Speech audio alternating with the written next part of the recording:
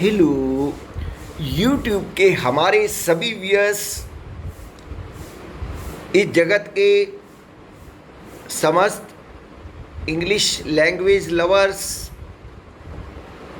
सम्माननीय गूगल परिवार, यूट्यूब परिवार, सेवारत कर्मचारियों, मेरे प्यारे विद्यार्थियों व बच्चों, आप सभी को मुझ दिनेश खुल्लर का मेरे चैनल टू लाइव सॉन्ग्स पर बहुत बहुत स्वागत, अभिनंदन व नमस्कार।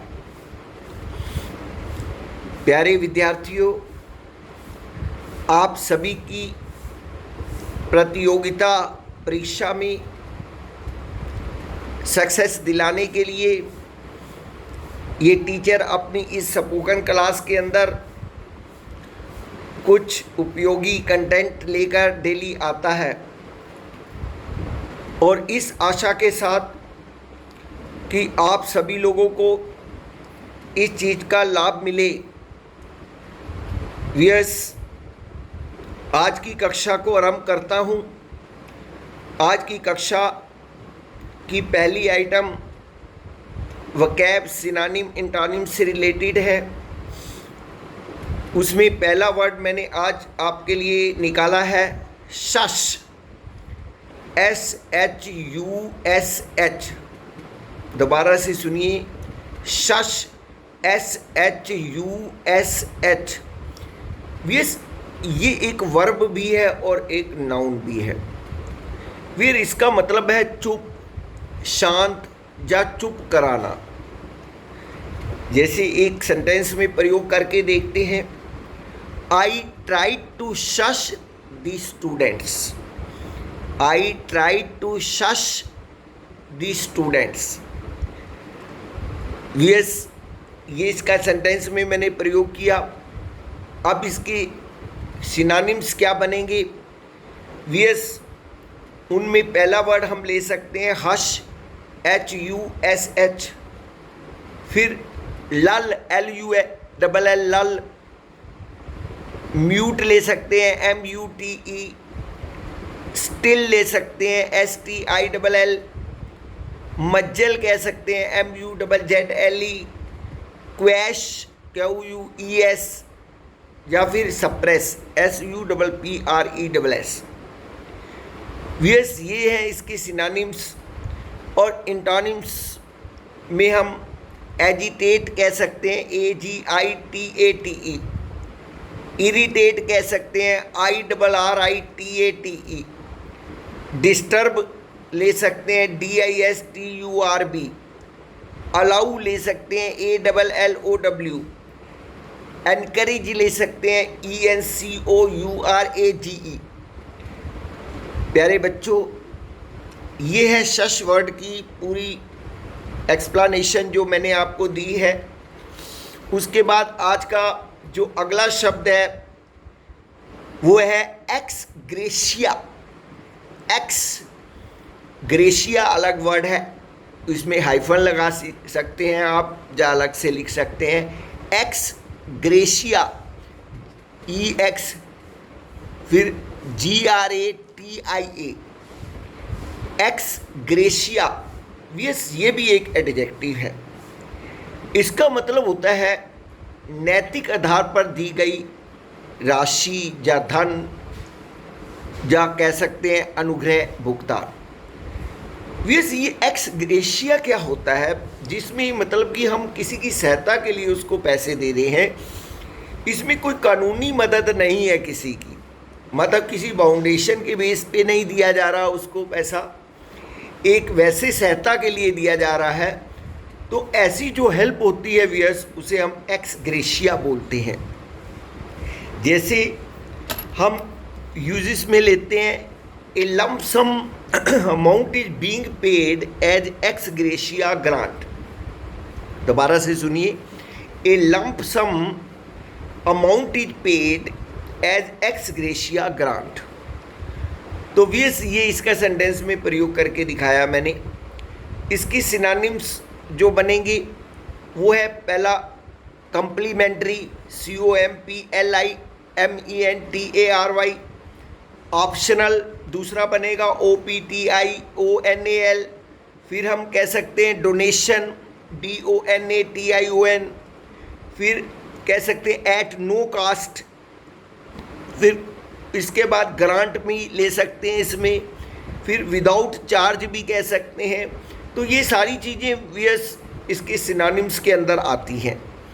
अगर हम इंटोनिम्स की बात करें इसके, तो आता है obligation, OBLIGATORY, obligatory, sorry, OBLIGATORY। या हम कह सकते हैं रिक्वायर्ड, REQUIRED सॉरी। तो वीएस ये इसके एंटोनिम्स में आते हैं। तो मेरे प्यारे बच्चों, आशा करता हूँ आज के ये दोनों शब्द आपको ठीक से समझ आ गए होंगे। तो चलते वीएस आज की कक्षा की दूसरी आइटम के ऊपर। और आज की कक्षा की दूसरी आइटम जो है वन वर्ड सब्सटीट्यूट है। वन वर्ड सब्सटीट्यूशन में हमारे पास दो सेंटेंस जो लेके आया हूँ मैं आपके लिए। उसमें पहला सेंटेंस है a place with gambling table. A place with gambling table यानी कहने का मतलब ये है जुआ खेलने का स्थान। तो जुआ खेलने का जो स्थान होता है वीएस, उसके लिए एक शब्द हम क्या प्रयोग करते हैं वीएस? उसके लिए एक शब्द होता है casino. Casino, CASINO, casino, CASINO। इसका मतलब होता है जुआ घर। तो वीएस आज का इसमें दूसरा सेंटेंस जो लिया है हमने, one who gets pleasure in others trouble और पेन। दोबारा से सुनिए, one who gets pleasure in others trouble और पेन यानी जिसे दूसरों को सताने या तंग करने में मज़ा आता हो, आनंद आता हो। यस, बहुत सारे ऐसे लोग होते हैं जो तो किसी को पीड़ा में नहीं देख सकते हैं, और बहुत सारे ऐसे लोग भी होते हैं जो किसी को पीड़ा देखकर खुश होते हैं वीयर्स। तो ऐसे लोगों के लिए एक शब्द है हमारे पास, वो है सैडिस्ट, SADIST, SADIST, सैडिस्ट। इसका मतलब होता है वीयर्स पर पीड़क यानी दूसरे को पीड़ा देने वाला, सैडिस्ट। तो वीयर्स ये थी आज की कक्षा की दूसरी आइटम। अब हम तीसरी आइटम के ऊपर चलते हैं। वो है daily use sentences. Daily use sentences में पहला सेंटेंस है मैं दूध का दूध और पानी का पानी कर दूंगा। मैं दूध का दूध और पानी का पानी कर दूंगा।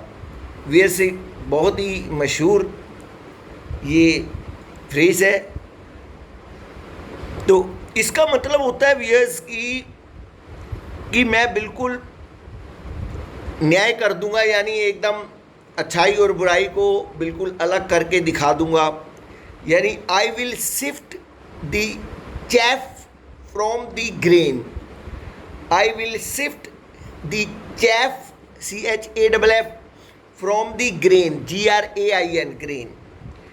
आई will sift the chaff from the grain.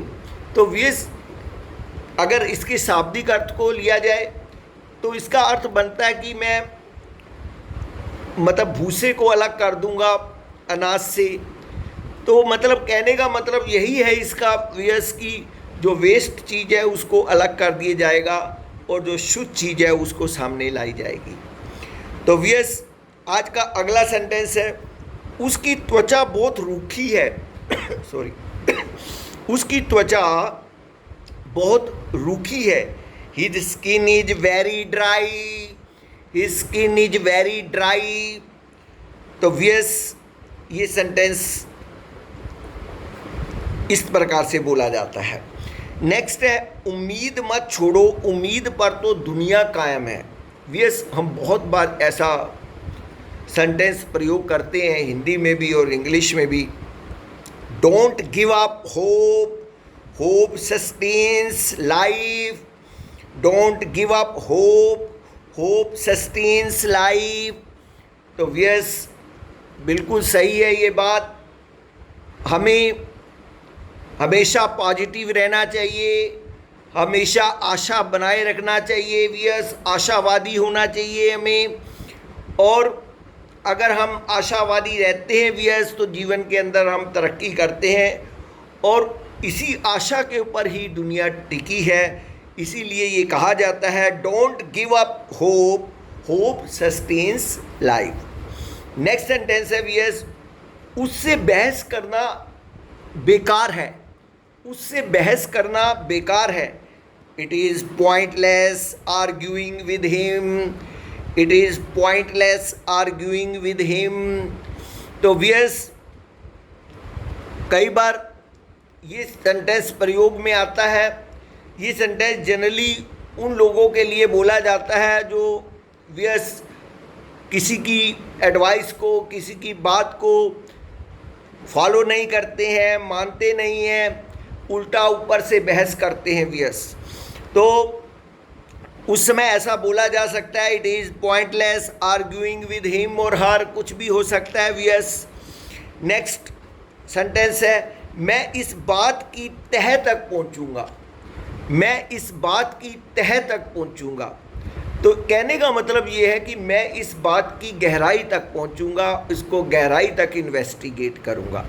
तो वियर्स इसको हम किस प्रकार से बोलेंगे, I will get to the bottom of this issue, I will get the bottom of this issue. तो वियर इस प्रकार से ये डेली यूज सेंटेंसेस का हम लोग प्रयोग करते हैं। आशा करता हूँ वियर्स ये आइटम भी आपको ठीक से समझ में आ गई होगी वियर्स। बस आप स्टडी करते चले जाइए, नई नई चीज़ें सीखते चले जाइए, ये टीचर आपको सिखाता चला जाएगा वियर्स। बिल्कुल चिंता नहीं करनी है, पॉजिटिव रहना है और अपने आप को हमेशा रेडी रखना है हर प्रकार की समस्या का सामना करने के लिए। वियर्स वीर लोग कभी भी घबराया नहीं करते और वो कभी भी परेशान भी नहीं होते हैं। कोई बात नहीं, बहुत सारी असफलताएँ भी आ जाती हैं जीवन के अंदर, क्या हो गया वियर्स, ठीक है ना। तो हमने कुछ कंपटीशन टेस्ट को फेस किया वियर्स, तो कई बार हमें सक्सेस नहीं मिलती है, तो हम लोग कहते हैं 2 बार दिया, 4 बार दिया, हमें सक्सेस नहीं मिली, तो हम कहते हैं कि यार छोड़ो यार, मेरी किस्मत में ही नहीं है ऐसा, तो हम गिव अप करके बैठ जाते हैं। डैट इज़ रॉन्ग वियर्स, ऐसा नहीं करना वियर्स। जब तक आपकी एज है और जब तक आप एलिजिबल हैं वियर्स, आपको तब तक स्ट्रगल करना ही करना है वियर्स। और होप के ऊपर ही अभी मैंने वाक्य बोला कि भी होप के ऊपर ही सारा कुछ टिका है वियर्स, आशा के ऊपर ही सारा कुछ टिका है। अब देखिए हम जितनी बार भी प्रतियोगिता परीक्षा देते हैं वियर्स, अगर हमें असफलता भी मिलती है तो कुछ ना कुछ तो जरूर सीख कर आते हैं वियर्स। हम कोई ना कोई नई चीज़ तो हमारे को जरूर सीखने को मिलती है वियर्स। तो वियर्स कोई भी चीज़ खाली या बेकार नहीं होती है वियर्स, हमें कुछ ना कुछ सिखा कर चली जाती है और उसका असर आने वाली जो नई प्रतियोगिता परीक्षा होती है वियर्स उनके पर पड़ता है। इसलिए मेरे प्यारे बच्चों, मैं तो आपसे यही सलाह दूंगा आपको कि आप कभी भी गिव अप नहीं करना है। जब तक आपका एलिजिबिलिटी बनती है वियर्स, आपने अप्लाई करते चले जाना है, ऑनेस्टली पढ़ते चले जाना है। वो परमपिता परमेश्वर आपके सभी कर्मों को देख रहा है और उसे सब पता है वियर्स, आप कितने सिंसियर हैं और कितने इनसिंसियर हैं। तो उसके अकॉर्डिंग आपको ज़रूर उसका फल देर सवेर ज़रूर मिल जाएगा वियर्स। तो वियर्स लगे रहिए इन्हीं शब्दों के साथ। मैं दिनेश खुल्लर आज इस कक्षा को यहीं समाप्त करता हूँ।